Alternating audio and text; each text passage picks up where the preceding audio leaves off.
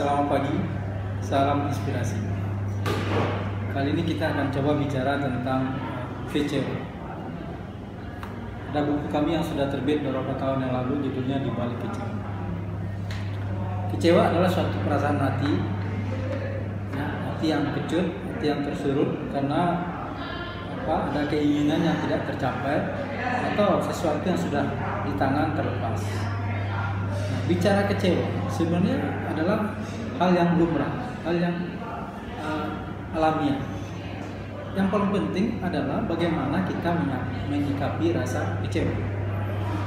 Jika kecewa itu kita sikapi dengan sesuatu yang negatif, dengan sesuatu yang buruk, dengan berbuat yang tidak produktif, maka kita akan rugi sendiri, merugikan diri sendiri dan merugikan orang lain.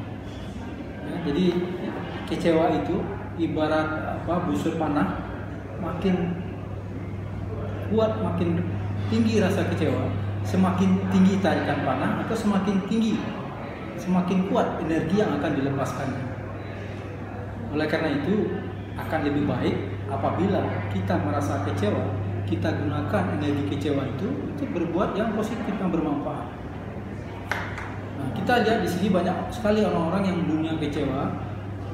Lalu rasa kecewanya itu diwujudkan dengan memanfaatkan segala kemampuan yang ada pada dirinya, segala kelebihan yang ada pada dirinya untuk berbuat yang positif. Akhirnya dia sukses.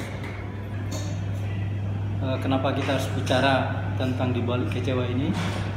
Karena akhir-akhir ini banyak kejadian di tengah masyarakat, tokoh-tokoh masyarakat, tokoh-tokoh bangsa yang begitu dia tidak menjabat lagi, dicopot dari jabatan, atau orang yang inginkan sesuatu sepertinya, berharap sesuatu tetapi tidak mendapatkannya, akhirnya mereka kecewa. Lalu tindakan perasaan kecewa itu diwujudkan dalam bentuk tindakan-tindakan yang menurut kami tidak positif atau kurang produktif, dengan nyinyir, dengan mengkritik yang tidak pada tempatnya. Kalau kita umpamakan seperti teori hierarki Maslow, bahwa hierarki tertinggi dari seorang anak manusia adalah apabila dalam dirinya muncul keinginan-keinginan untuk memberi, keinginan-keinginan untuk berbuat baik. Itu orang yang berada pada level tertinggi. Sedangkan orang yang masih berharap dapat, masih kecewa apabila tidak dapat, itu berarti posisinya masih posisi di bawah. Nah, kalau kita ingin naik derajat menjadi orang yang mulia, manfaatkanlah energi kecewa itu untuk menggali bakat dan kemampuan, lalu menggunakan bakat dan kemampuan tersebut untuk berbuat yang produktif, yang positif.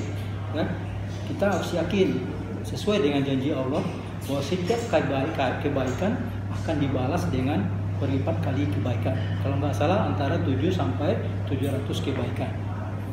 Dengan begitu kita akan dapat menunjukkan kepada orang-orang yang mungkin selama ini underestimate, menganggap enteng kepada kita, jadi kagum, jadi menghargai.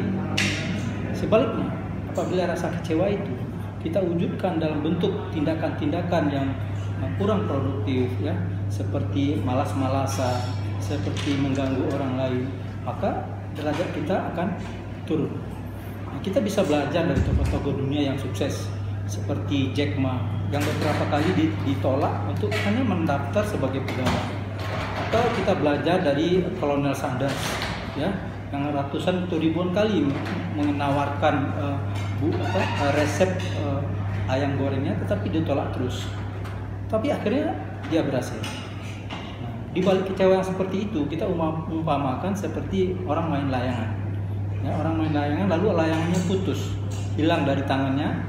Tapi begitu layang tersebut dia kejar dan dapat, niscaya rasa bahagianya akan berlipat-lipat daripada saat layangnya saat ini. Demikian seri kita tentang di balik kecewa ini. Semoga menginspirasi. Salam inspirasi.